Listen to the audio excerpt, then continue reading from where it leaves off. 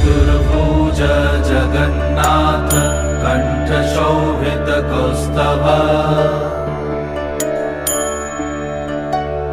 Padmanabha Vedgarbh चन्द्रसूर्य विलकना Jagannath Loknath नीलाद्रीश परहरि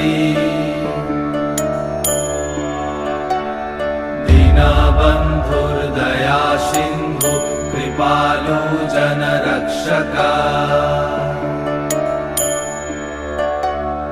कम्बुपाणि Chakrapani Padmanabha